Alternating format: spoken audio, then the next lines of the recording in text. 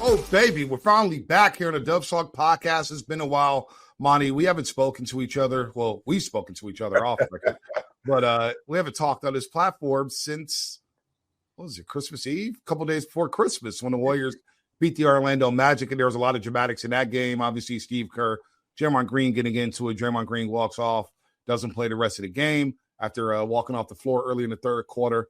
It did not linger. Warriors beat the Mavericks on Christmas Day. Should have beat the Raptors on Sunday. We'll get to that. And, of course, they just beat up on the Brooklyn Nets, winning that game going their way, although there were some hairy moments down the stretch for the Golden State Warriors. That is, of course, Monte Poole, our Warriors insider, Hall of Famer, two-time NBA award-winning insider here at NBC Sports Bay Area. I am Bonta Hill. And, as always, we're brought to you by Mancini Sleep World. Get the rest easy promise only at Mancini Sleep World. Shop sleepworld.com. It is sleepworld.com. Look, man, 365 night comfort guarantee. Try your mattress for a full year. If it's not the right fit, they'll fight to make it right.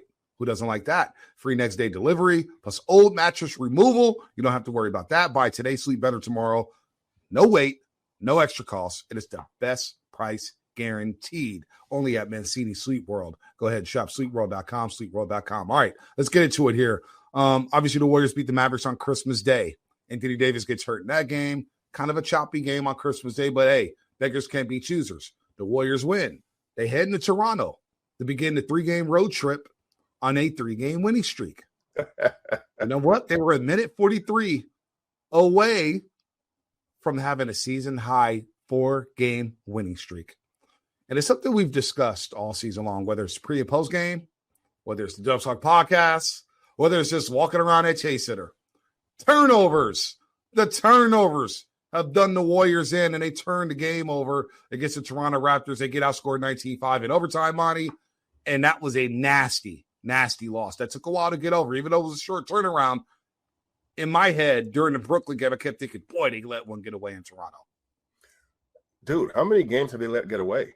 7 many games? Yeah, so you look at what you've got there. Of their 16 losses, what is it, 11 have featured blown fourth quarter leads? Yep. I mean, so for them to go into Toronto and pretty much, do what they needed to do for 46 minutes. And even but it really started at the end of the third quarter. It did.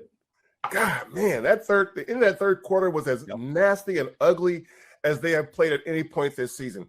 It looked like that old Utah Jazz game of last season where they were like, okay, how many points do you guys want to score in 2 minutes? And it was less than 2 minutes. And so you saw that, and that's the kind of thing that, one, it demoralizes your defense, and two, it energizes your opponent. And so now all of a sudden in the fourth quarter, which you had a 12-point lead, now you got a little bit of a dogfight. Momentum shifts. And yet, they held on, up 7 with less than 2 minutes to go. And let's start giving away gifts again. Christmas is over, man. Christmas is over. It is a holiday season. Do they celebrate later in Canada? How much gift giving do you want to do? And so you watch this and you tell yourself, okay, at this point, it's like so repetitive. Yeah. It's the same things that happen with such great frequency that you tell yourself, this is not a playoff caliber team. No. You can look on paper and say they should be in the playoffs. You can look at paper and say, this team should win 45, 48 games. If they get to the playoffs and they're healthy and if the vets are semi-fresh, they can scare somebody, maybe win a playoff round or two. But then you watch this game, you go, they don't take care of the ball with enough consistency to win a playoff series against a quality defense. And the problem that I'm looking at, and it's happened in so many games. You look at the games against the Portland Trailblazers, for example, and you saw it against Toronto. What are you seeing? You're seeing a team that's got length and athleticism, speed, quickness, size. And you tell yourself, that's most of the teams in the NBA. And that's not, but it's not the Warriors. You say it every game, Monty. So they're at a disadvantage. This is going to happen a lot. Yeah, we say they're at a disadvantage athletically every single game. Now you bring up the Toronto game, and you're right. The end of the third quarter, I remember David Teller, one of our producers here at NBC Sports Bay Area, about 4 minutes and 22 seconds left. We both looked at each other and said, boy, look, this is going to be a critical stretch. How do they end this quarter? Well, Toronto ends it on an 8-0 run and then go into the fourth quarter only down 4 when they spent most of the third quarter down 12. At one point, it was about the 5:05 mark of the third quarter. The Raptors outscored the Warriors 63-36 the rest of the way. Yeah. Right?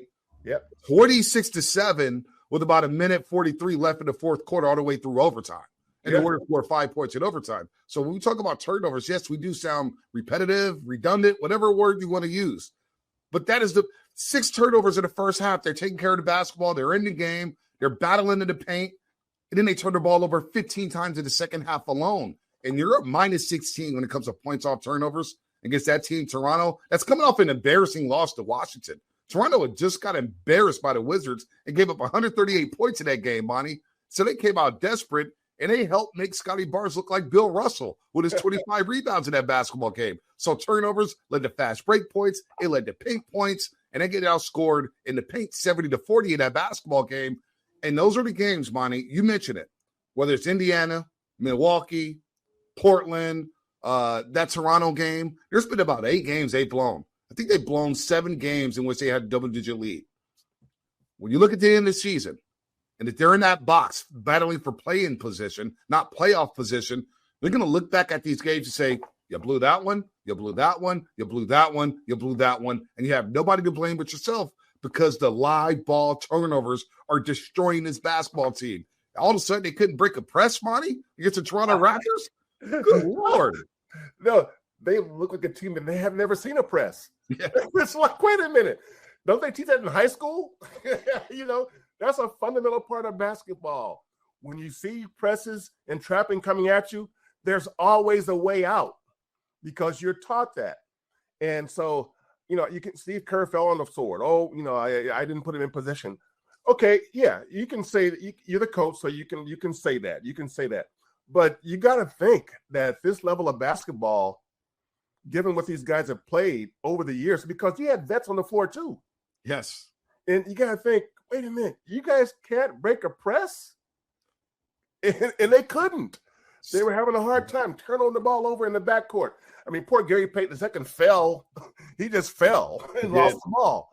Easy bucket for the other team, So you're seeing stuff out there in that game and going, these guys look like they don't know how to play basketball at crunch time. And you know what? Look at this season and you say, they don't. Yeah. They don't. When it goes to crunch time, the chance of them losing go up. Yep. Not down, up. Entering the Brooklyn game, Monty. Entering the Brooklyn game, they were 6-12 in clutch time games. Yeah. 6-12. Yeah. That's not playoff winning basketball. That doesn't scream 50-win basketball team. And you mentioned it, the veterans. In that game, Jimmy Butler, Stephen Curry, Draymond Green accounted for 11 of the 21 turnovers. Yeah. Those are the big dogs right there, Monty. Yeah. Yeah. And in that down the stretch there, they had 7 turnovers in the late third and late fourth. Yep. 7 total in the fourth, Monty. 7 in the fourth alone. Yeah, but I mean in the final minutes. Yeah. In the final 2 minutes of the third, not even 2 minutes, the final minute and a half of the third, and in the final 1:43, I think it was, of the fourth. Yeah. They committed 7 turnovers in like a 3-minute period. That's incredible. That's incredible.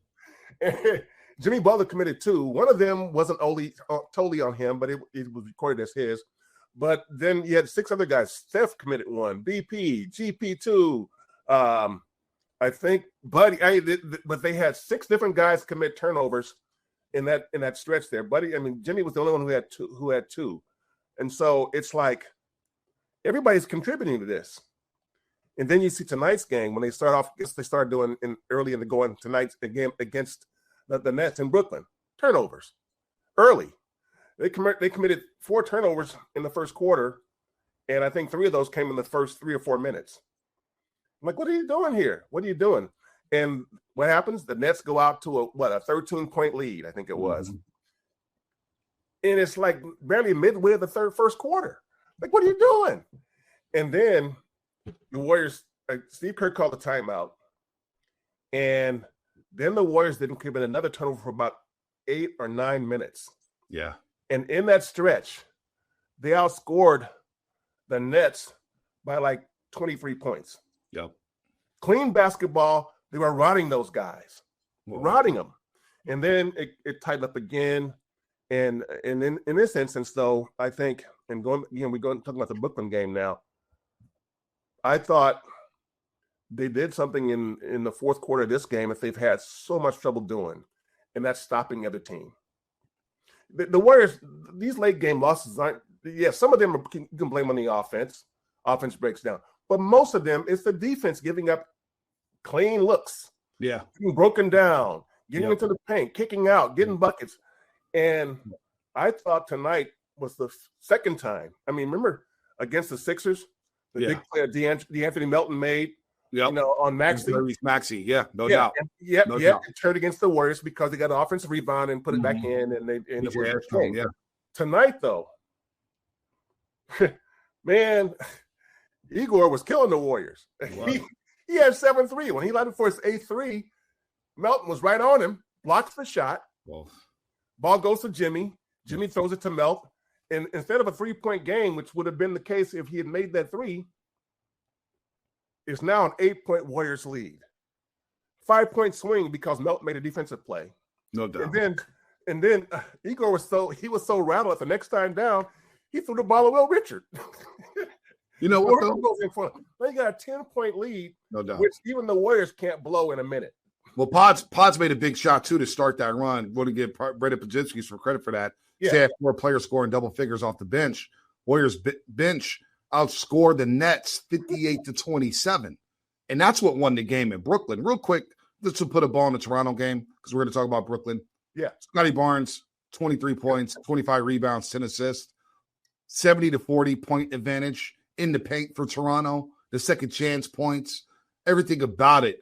It was a disgusting loss to me, Monty. And that loss to me, this team's not ready to take that leap. No. They're not ready to take that leap. You're supposed to win those basketball games. And to your point, Brooklyn just doesn't have the bench. Outside of Cam Thomas, who's a flat-out scorer, right? They got Danny Wolf is not ready to play in the NBA. They're trying out guys. He didn't score tonight. Couldn't play defense. He was getting cooked by Jimmy or Stephen Curry. Day'Ron Sharp didn't have it going. He played ninth. So they have a limited bench. And so, yes, it was imperative for the Warriors bench to take advantage of the situation, knowing that Steph played 41 minutes in Brooklyn. He's not going to see 41 minutes in Brooklyn, right? He only played 28 minutes and 36 seconds. Draymond Green played heavy minutes in Toronto. He played 24 minutes and 47 seconds in Brooklyn. Jimmy actually played 31, but you knew Steve Kerr was going to go deep into his bench, and that's what he did. And I thought, when you mentioned that 13-point lead in the first quarter, Brooklyn's up 28-15. Warriors had already committed 5 turnovers. Gary Payton II helped change the energy in this basketball game. They go on a 15-2 run, and they're able to basically control the basketball game the rest of the way. Look, Michael Porter Jr. is good, really good, having an all-star season. Yep. But they don't have the depth to hang with the Warriors. So I thought at times it was choppy for the Warriors, but think about who won that game down the stretch. The reserves, the non-Steph Curry minutes alongside Jimmy Butler. And that's one thing, Monty, and I want your thoughts on this. We're starting to see Steve Kerr separate Draymond and Jimmy on the court together. That's a good thing. Start and they finish, but the rotations, the way Steve Kerr is utilizing these bench pieces, Jimmy's playing with the DeAnthony Meltons, the Guy Santoses, the Trace Jackson Davises, the Brandon Pajinskis, and Draymond's coming in playing with Steph and others. So you're starting to see a little tweak within the rotation to make sure they maximize Jimmy Butler and maximize Draymond Green. Yeah, no, I think it's certainly that's something they should do because we've said this before on the podcast that Draymond and Jimmy together, the offense doesn't really go. It gets clunky at times because they both want the ball and need the ball. If Draymond doesn't have the ball, how's he helping your offense? And if Jimmy doesn't have the ball, how's he helping your offense? Right. And so you need to separate those guys. You want them on the court to finish because what they can do in terms of playmaking on both ends. But yeah, I'm totally understand why Steve is doing this. I'm totally in line with it. I totally think it should happen because when you watch them play, that's what you find yourself saying. It's like, wait a minute, Jimmy's standing in the corner. That's not what Jimmy does. Yep. That and Draymond is forcing a pass. Break those guys up a little bit. And so I thought against the Nets, you saw it really clearly that, Steve was really tinkering with that. And I don't see why he would go back to having Jimmy and Draymond play a lot of minutes together. Yeah. It just seems to me that this is better for both of them. But I think, the bench filled in where it had to because the starters were, they played an OT game. Right. And the bench had to come through. He played everybody but Jonathan Kuminga, everybody but JK. Can we stop there for a second? Yeah, absolutely. It's because Steve said a lot over the last 2 weeks. It's been interesting to say the least. And Kuminga, look, he's at the end of the bit, and that's a game against Toronto. I'm thinking that's a team full of athletes. Mm-hmm. Scotty Barnes, RJ Barrett, Brandon Ingram. I've seen him have success against Brandon Ingram. Jonathan Kuminga, that is. Yep. Emmanuel Quickly. Got athletes all over the place. Yep. He didn't get a second in that game. So obviously he's not going to play against Brooklyn. And Steve Kerr said this after the game on Jonathan Kuminga's path back into Golden State's rotation, which I don't see a pathway for it. But this is what Steve said. It's tough because he's not really a short minute player. I played a bunch of guys tonight. I played a bunch of guys 8-10 minutes. JK is a guy who needs his rhythm. He's not like a Gee who's going to come in or Pat and just fly around and play with great energy for 4 minutes and come out. He needs some rhythm. He always has to stay ready. There's a pathway there, but right now it's not there. But things change quickly in the NBA. So there's a pathway there, but right now it's not there. So really there is no pathway to get on the floor if you're Jonathan Kuminga. And I think he's accepted that. We need to stop asking questions about him because when January 15th gets around, they will work their phone lines even harder, and he's as good as gone. But you have to find a way to get something for him because right now this roster, even if you don't play Jonathan Kuminga, they're a 500 basketball team. They really are. And when you can't play Jimmy and Dre together for long stretches because of what you just talked about, and you don't want to wear Stephen Curry down, and Al Horford and DeAnthony Melton right now are not going to play back-to-backs. Hell, Al Horford won't do that all season long. I just find it strange. And of course, JK is going to need rhythm. Every player needs rhythm. Every player who wants to get minutes needs a rhythm. You want him to be Vinnie Johnson in the microwave where he just gets hot instantly? Even he got his minutes from the Detroit Pistons when they went back-to-back in the late 80s, Monte. So look, this is the reality. JK is not playing. Are you saying that you think JK is the antidote to the Warriors' problems? No, that ship is sailed. But okay. However, he's not a player on a team that is 17-16 who should be racking up DMPs. I mean, he's better than that. Yeah, I think there has been opportunities to play him, to give him a look. And you may remember, 10, 11 days ago when Steve said, he looks good. I'm going to give him another chance kind of thing. I'm going to reward him. He said he was going to reward him with minutes, and he gave him 9 in Phoenix. Was it 9 or 7? Yeah, it was single digits. And have we seen him since? No. Yeah. Okay. No. So I too think there are times when you say Kuminga could probably help the Warriors in this game. And I thought Toronto would have been a game like that. And it didn't happen. So, I think this is running deeper than just what we see on the surface. Is this a situation where they just don't want to get hurt? Is this what is this? Yeah. What is this? Because, we all know that, we already realized after all this time that the way the Warriors play basketball and the way Jonathan Kuminga plays basketball, and while Kuminga has gotten better, his style of play has been pretty much the same. He's the same type of player. He's just gotten better. And the way the Warriors play and the way he plays, it's what they say in divorce court, irreconcilable differences. Yeah. It's like you can't put them together. It's gonna be square peg, round hole. And so and people point out, well, look what he did against Minnesota in the playoffs. And the two things I tell people is that, one, Steph's not there, so there's a vacuum that somebody has to fill.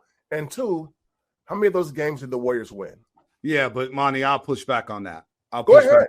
One, Steph wasn't there, which to me was very impressive because you don't have the gravity that Stephen Curry creates, right?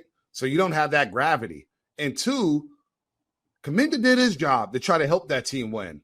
I could point to a lot of players who didn't play up to their standard during that series, including Draymond Green, where Julius Randle got to do whatever the hell he wanted to do. And you got the DPOY, who is former DPOY.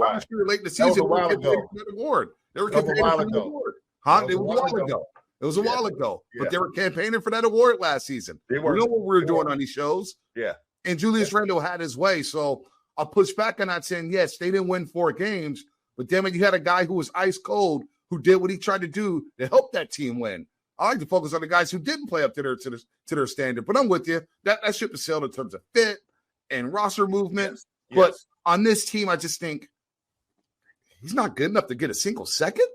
A single second against these teams that you're playing? So, there was a game. Which game was it? When the Warriors won pretty handily. Was it the second Phoenix game? Second Phoenix game, they won going away. And everybody played, and Buddy Hield, who had been out of the rotation, played. Yeah. And he put Buddy in, and everybody was like, well, should he put Kuminga in? And I personally thought, no, don't. I mean, it would feel like at that point, playing Kuminga the last 3 minutes of a blowout game would feel kind of like it wouldn't feel right to me. It didn't. Honestly, though, it didn't feel right to see Buddy out there. Yeah, no, but 32 years old. Here's the difference. Buddy needs to find his shot. Yeah. Which, if he sees 2 or 3 3-pointers go in, that can make the world of difference for him. JK ain't that kind of player. No. Different kind of player. I mean, Buddy can, if he makes 2 or 3 3-pointers at the end of a blowout game, that might do something for him mentally. I'm not sure JK could do anything in 3 minutes that could do anything for him mentally. I hear you.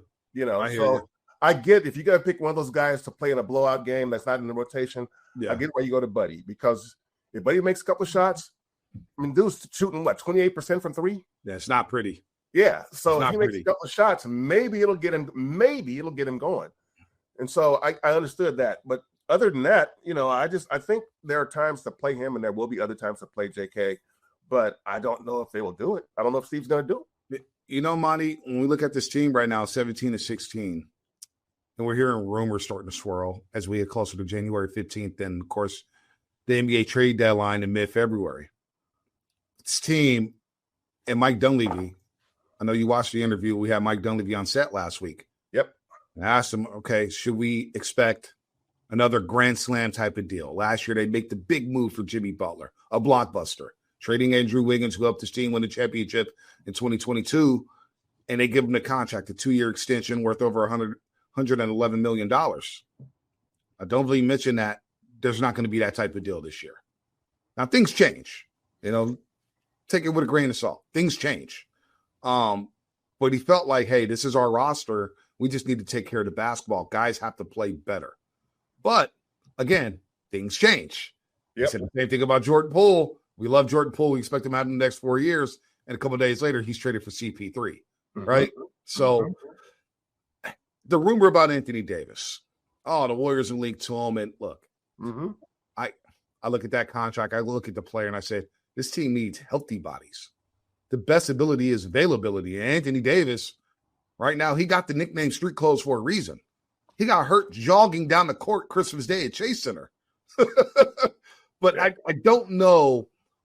I don't know if there's a move out there that can catapult this team into the top 4 without breaking up your big 3.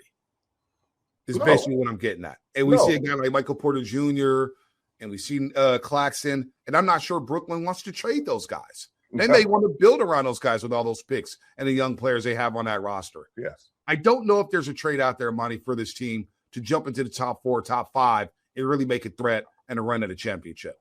You sound like Mike Dunleavy. I do. I do. But I think I don't see a trade that's going to get us, I don't see. Here's why I differ with Dunleavy. I don't believe that they're not going to take phone calls or be aggressive. Not when you have an owner like Joe Lacob. Exactly. And he wants to win. Exactly. And you have Steph playing at this level. Exactly. Because when they say, hey, it's not going to be a home run type of deal, well, to be honest, it's finally done in Milwaukee. They're not going to they're not going to swing for the fences for Giannis Antetokounmpo? Please. If there's an opportunity, of course they will. Absolutely. And they should. Is that, you just asked me about JK. Is that the missing antidote for this basketball team? I don't think it's that, although they need some more point of attack defenders and they need size and athleticism. They need something, Monty. They need something, whether it's a shooter, length, rim protection. They need something on this team because something's amiss. I think they can, as Melton, he's going from 20 minutes to 24 minutes. As he keeps ramping up, I think that'll help their point of attack defense. I mean, I like what he did tonight because, again, that sequence, those back-to-back plays, it could have been a 3-point game. Yep. And within 20 seconds, it was a 10-point Warriors lead with like a minute to go. Well, think about it. 98-95, next thing you know, they're up 107-95. Now, Brooklyn closed the gap again, and then the Warriors ran away within 120 to 107. But to your point, Melton was instrumental, and they missed his ball handling against Toronto. Exactly. How many times this season have we seen Steph Curry go nuclear in the fourth quarter? Yeah. And it's not enough because the defense is giving everything back on the other end. Mm-hmm. In this game, Steph didn't need to go nuclear in the fourth quarter. The defense held it down. Yep. It kept the Nets shot 6 of 19 in the fourth quarter. Yep. I mean, so if the Warriors defense can show up in crunch time, which it hasn't done all season, if they can start doing that, that would help them win some of these games they've been giving away. Yeah. And if you win some of the games, if they win half the games they've given away, what are they, in fifth place? Yep. Fourth place? A lot of games. Yes. And so you look at the teams ahead of them, and by the way, I've been saying this and I still say it. Even though the Lakers bounced back, I still don't believe the Lakers defense. They'll fade. Yeah, they will fade. LeBron, Austin Reeves, who's out for 3 or 4 weeks, and Luka ain't stopping nobody. They're not. Yeah. They're not. And so they got to outscore people. But if the Warriors defend down the stretch of close games, it makes a difference. And if you're Steph, there was a couple of games there where I'm thinking if Steph broke down and started crying, I would understand. Because he like they're spilling his blood out there in the fourth quarter, and the team's giving up 40. So this was, given who the Warriors are, any little glimpse of something good, they got to take it and run with it. And the sight of Melton tonight, playing 8 minutes in the fourth quarter, closing the game, making plays, and not letting anybody beat them on the perimeter, I thought was the best thing about this game for the Warriors, because they won the kind of game they've been losing because their defense hasn't held up. Yep. In this game, their defense held up, and they got enough offense off their defense to win the game. And those two plays were defense creating offense. Yep. The first one with the block on Demon, and then the second one on Demon's turnover to Will Richards. So who also, to me, he's a fourth quarter player. You may not close every night. Hey, back-to-back games, Toronto and Brooklyn, where he doesn't look overwhelmed. Yeah. He gave the Warriors some really good minutes. Yeah. Really good feel for the game, Will Richard. Yeah. So I look at the Brooklyn game, and the reason why I put a little bit of stock into it is because you don't think of Brooklyn as being a really good team. They won 7 of the last 10 games before. They have 7-3. 7-3 last 10. Yep. And the Warriors have not won 7 of any 10-game stretch this season. No. They haven't even won 6 of any 10-game stretch this season. So they've been battling the 500 thing.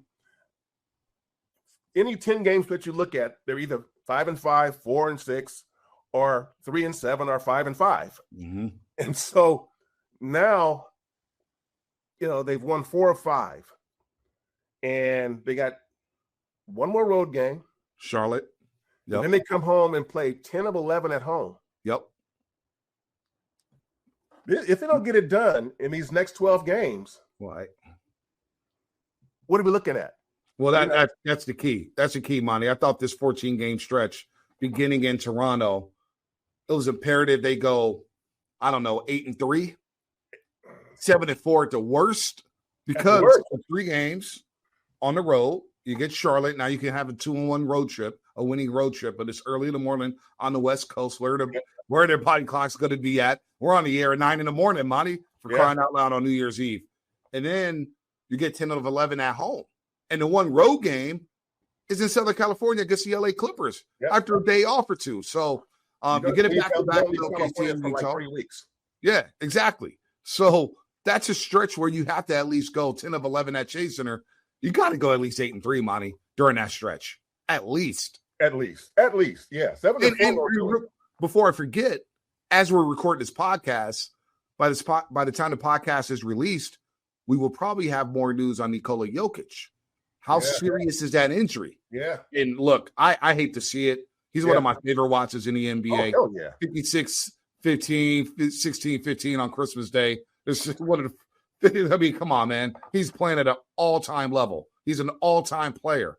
But if that injury is serious, and if you don't know, they're calling it a hyperextension right now, late in the second quarter. Miami backed into him, and he just landed awkwardly, and it didn't look good, and he went down. You never see him go down like that. You could tell he was hurt. So we'll find out what's going on with Jokic. Yeah, if it's a very serious injury, how sustainable is it for Denver to stay in the top 4, top 5? I don't think it is. You're losing a 3-time MVP. A guy who was on his way to his 4th MVP. You're losing the guy who in tight games carries you to victory. Exactly. I mean, I love Jamal Murray, and he's a really good player, but he needs Jokic to be great. To have his greatest games, he needs Joker, and he knows it too. So, you look at these teams now that are ahead of the Warriors, and they all have things they got to deal with. Even OKC. Yep. I mean, the Spurs have kind of showed up. Here's a way you can beat this team.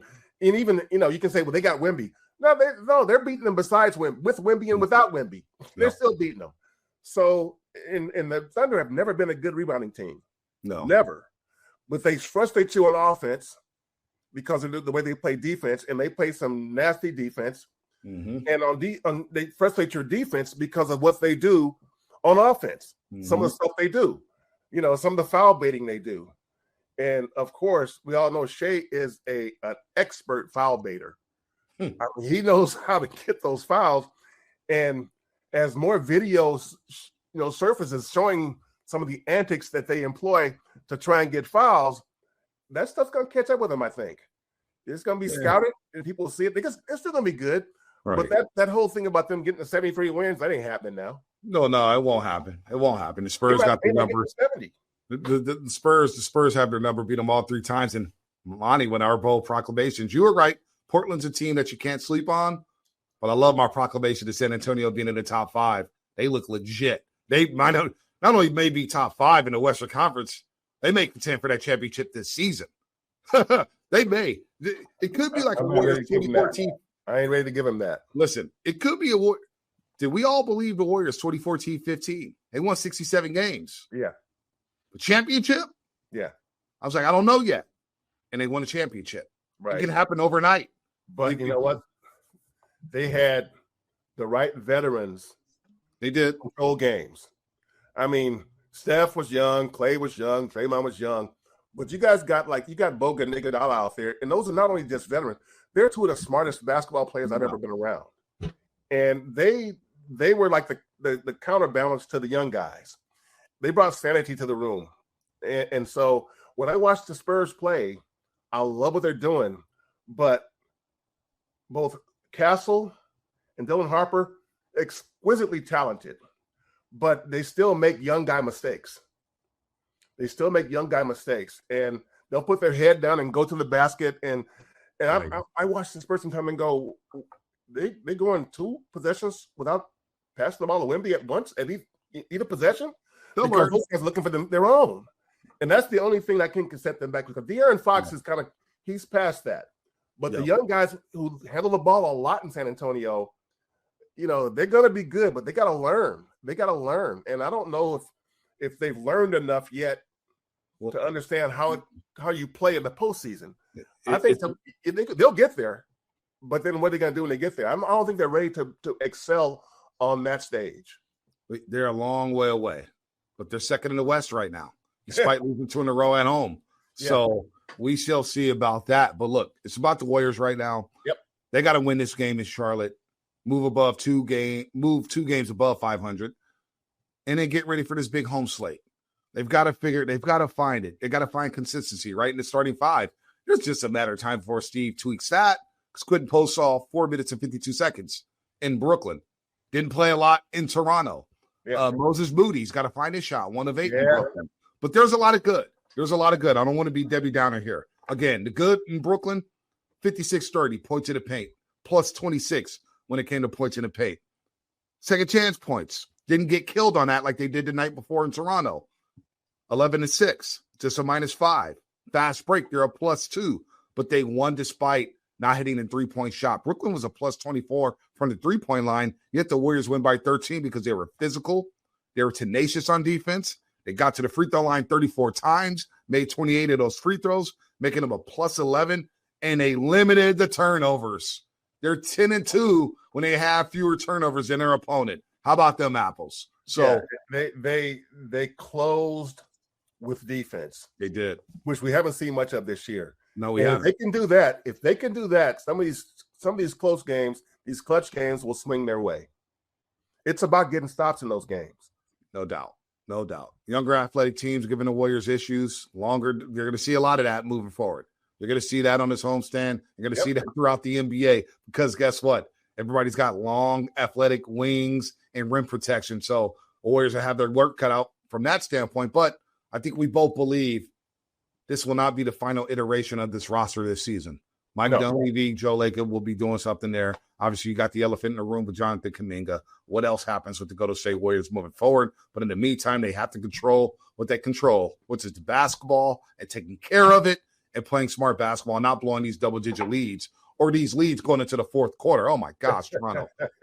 I'm still thinking about the Toronto game. So it's hard for me to celebrate the Brooklyn game, Monty, the way they lost that Toronto game. Oh, yeah. I get it. I don't know if you want to celebrate this game, but no. Watching them close a game with defense has to be encouraging for them because there have been too many games when the defense couldn't shut off the water. They did it in this game. Yeah, Brooklyn's not a great team, but they've been playing pretty well lately. Mm-hmm. And so they shut them off in the fourth quarter on their floor. That means a little something. It does. And just a feel-good game when you didn't need Stephen Curry to go ballistic at Barclays Center, which he averages 30 points a game at Barclays Center. He's now 9-3 inside that building. But you didn't need him to just go scorch earth because you had Jimmy Butler in the non-Steph minutes helping out the reserves. Jimmy Butler in that third quarter, 4-4 from the floor, 13 of his 21 points. An all-around solid floor night for Jimmy Buckets. All right, that's it for us. We'll be back on New Year's Eve.